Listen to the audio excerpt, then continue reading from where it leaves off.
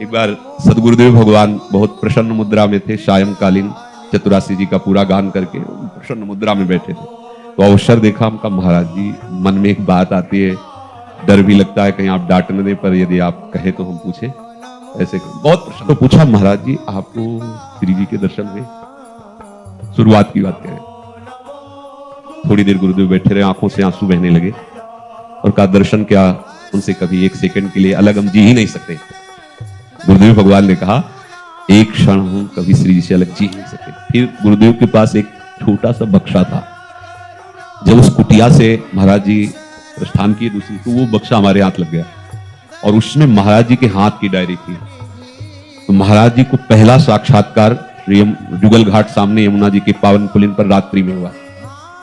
लाल जो बंशी बजा रहे थे, श्री जी नृत्य कर, उसमें महाराज जी ने एक उपासक कह करके उसमें लिखा था, एक रसिक उपासक, ऐसा अपने को संबोध, पर वो महाराज जी के हाथ की राइटिंग उनकी लिखी हुई चतुराशी जी, और उसमें लिखा हो। तो महाराज जी का एक क्षण के लिए भी कभी श्री जी से अगर विलग हो जाए तो हम जी ही नहीं सकते। जैसा ध्रुवदास जी ने कहा, रही न सकत पल पल कन अंतर जैसे जल से मीन। गुरु जी ने कहा चलो गिरिराज जी चलते हैं। बस में बैठे, ऐसे भुजा में भुजा, क्योंकि वहां थोड़ी है कि गुरु जी और शिष्य जी ऐसे, तो बगल में बैठा ला भुजा। आपको सत्य कहते हैं, जितनी देर महाराज जी की भुजा से भुजा ऐसे मिली रही, उतनी देर हम बस में नहीं थे, हम निकुंज में थे। मतलब जब बाहर उतरे, जे ही अलग हुए तो चिंतन रुक गया। महाराज जी की तरफ देखे, महाराज जी आप सदैव ऐसे जुड़े रहिए। अब का कुछ मुस्कुरा दिए। गुरु कृपा जब उदय होती है हृदय में, तो साधन पक्ष को नहीं देखती, आश्रय पक्ष को देखती है, अधीनता देखती है। माला माल हो जाए, बस ये अहंकार भर चूर हो जाए, अधीन होके तो देख लीजिए। बस हम लोग अहंकार से उनकी कृपा को प्राप्त नहीं कर पाते। अहम होने के कारण, मान होने के कारण हम उनके आंतरिक दुलार को नहीं समझ पाते कि वो जहां प्रहार कर रहे हैं वही श्री जी से नहीं मिलने दे रहा।